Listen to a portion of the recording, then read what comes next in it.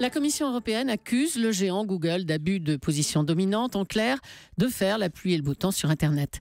Google est-il devenu aujourd'hui beaucoup trop puissant ? C'est la question qui fâche de 7h15 sur Europe 1. Et pour y répondre, je reçois Axel Lemaire, secrétaire d'État chargé du numérique. Bonjour. Vous êtes en direct de Berne puisque vous accompagnez François Hollande à l'occasion de sa visite d'État en Suisse. Axel Lemaire, la Commission européenne attaque Google, mais l'Europe aujourd'hui peut-elle vraiment se passer du géant américain ?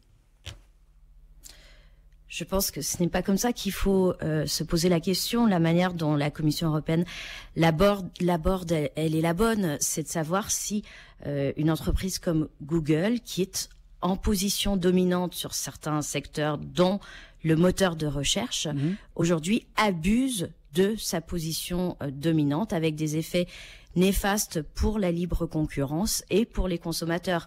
La question, elle est là, elle n'est pas de savoir si les usagers ont besoin ou pas de Google. Il s'agira de répondre objectivement à l'atteinte à la concurrence. Mais est-ce que Google n'est pas un peu coupable, entre guillemets, de son succès ? Finalement, si les concurrents ne sont pas au niveau, c'est leur problème. Il y en a des concurrents, Yahoo, Bing, Qwant, le français.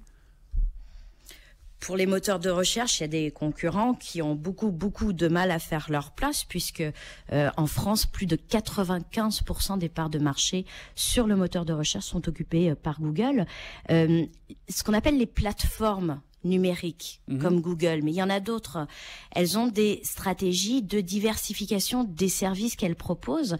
Et donc, quand on parle de Google, on parle du moteur de recherche, mais on parle aussi de tous les services spécialisés, de la cartographie, du magasin d'applications pour son téléphone portable, d'une plateforme d'accès à des vidéos, de la messagerie électronique, Gmail, des services en cloud, de la traduction, et puis du shopping. Et c'est sur la fonction shopping que la Commission européenne a décidé de concentrer ses griefs en considérant que Google aujourd'hui a des pratiques discriminatoires puisque l'entreprise favoriserait ses propres comparateurs de prix dans les résultats de recherche qui apparaissent lorsqu'on fait une recherche sur Google Shopping. En novembre dernier, des eurodéputés, des députés européens ont demandé carrément un démantèlement de Google. Est-ce que vous êtes de cet avis ? Est-ce qu'il faut aller jusque-là aujourd'hui ? Est-ce qu'il faut démantibuler un peu la pieuvre ?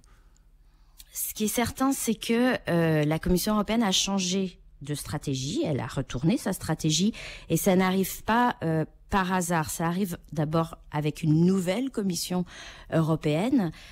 Ça arrive alors que certains États membres, dont la France et le gouvernement français, et ce depuis longtemps, demandent que la question de la loyauté des plateformes soit inscrite à l'agenda de la Commission européenne, parce qu'on considère aujourd'hui que les règles classiques, traditionnelles, qui s'appliquaient à des industries lourdes du droit de la concurrence, eh bien, elles ont de la difficulté à appréhender les pratiques commerciales de ces nouveaux acteurs numériques. D'ailleurs, pendant 5 ans, la Commission a essayé de trouver une conciliation avec Google et puis finalement aujourd'hui mais pardon, mais sur le démantèlement, il faut y aller ou pas ? Il faut aller jusque-là éventuellement ? Il faut au moins se poser la question du démantèlement de Google ? Moi, je suis plutôt d'avis qu'on se pose la question du point de vue du droit de la concurrence. Est-ce qu'il est respecté ou pas ? La question du démantèlement, elle arriverait peut-être en bout de course, en bout de chaîne. Elle se posera peut-être, mais en tout cas, c'est pas opportun à ce stade. En février dernier, il y a 2 mois, donc Barack Obama a dit: ce qui est décrit comme des positions nobles et justes est un moyen de favoriser des intérêts commerciaux. Est-ce qu'il n'y aurait pas une forme de protectionnisme européen derrière tout ça ? Est-ce que c'est pas ça la vraie raison et qui fait qu'on veut mettre peut-être 6 milliards d'euros d'amende à Google ? Non, pas du tout. C'est plutôt l'inverse. C'est-à-dire qu'on veut s'assurer qu'il y ait un libre accès au marché. On veut s'assurer que les entreprises puissent faire leur travail, qu'elles soient européennes ou étrangères. Et le reproche de protectionnisme qu'on entend souvent de la part des Américains, en ce moment du gouvernement américain, il ne s'applique absolument pas à l'Union européenne qui, au contraire, a plutôt été très bon élève en la matière. On est allé très loin dans l'application de la libre concurrence. On dit qu'on se protège pas assez. Eh ben, on a on est les parfaits élèves pour appliquer la libre concurrence à nos entreprises européennes sur le territoire européen, avec des conséquences sur l'emploi dans nos pays. Mais il faudrait ne pas appliquer ces règles à des acteurs qui sont extra-communautaires. Donc aujourd'hui, on dit simplement la libre concurrence, elle doit s'appliquer à tout le monde. Mais franchement, Axelle Lemaire, si Google était une entreprise française avec un drapeau européen qui cartonne dans le monde, vous tiendriez le même discours aujourd'hui? La Commission tiendrait le même discours? On dirait bravo, c'est un champion?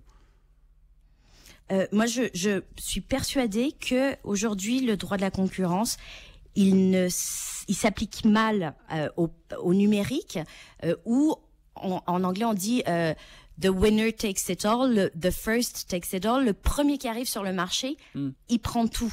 Et donc c'est vrai que ça rend l'arrivée des nouveaux entrants très compliquée, très difficile, et ça nuit notamment aux jeunes pousses, aux start-up, aux entreprises innovantes, et puis aux consommateurs aussi qui ont un manque de lisibilité sur la manière dont les moteurs de recherche référencent les résultats. Mais si ça avait été un Français, ça n'a rien à voir. Si ça avait été un Français, vous diriez on va faire de la place aux Chinois, on va faire de la place aux Américains, sincèrement? C'est pas du tout comme ça que la question est posée. Donc non, je pense que très franchement le reproche de protectionniste, il est mal placé. C'est exactement l'inverse. Les entreprises européennes, elles sont face à des obligations de régulation, de libre concurrence entre elles qui sont les plus élevées du monde. Et très franchement, les marchés protectionnistes, ils sont plutôt en Chine aujourd'hui, ils sont pas en Europe. C'est donc pas l'Europe qui a un problème avec les nouveaux modèles économiques, hein. Uber interdit dans certains pays, une taxe anti-Google en Espagne ou en Allemagne, on cherche des pots à Facebook. On n'est pas face à la vieille Europe qui se recroqueville, qui a un peu peur? Non, ça c'est exactement ce que les Américains veulent laisser croire. J'ai pas eu Barack Obama au téléphone, hein, je vous promets. Il faut pas mélanger toutes les questions. La question d'Uber qui répond, comme très souvent les entreprises du numérique, à un problème qui était que les consommateurs avaient le sentiment que la qualité des services fournis par les taxis était pas optimale et que le marché était fermé. Ils se sont engouffrés dans la brèche. Simplement, on peut pas le faire à n'importe quel prix, on peut pas le faire sans respecter le droit du travail, on peut pas le faire de manière frontale sans respecter la situation individuelle de chauffeurs de taxi qui ont acheté des licences à prix d'or et qui aujourd'hui sont endettés. Donc le rôle des gouvernements, c'est de trouver un équilibre pour accepter l'arrivée de ces nouveaux entrants. Uber n'est absolument pas interdit en France. Merci Axelle Lemaire d'avoir été en direct sur Europe 1 ce matin. On entend que vous n'excluez pas à terme, si c'est nécessaire, un démantèlement de Google. C'est une piste. Merci. On vous rend à la visite officielle en Suisse avec François Hollande. Merci, bonne journée.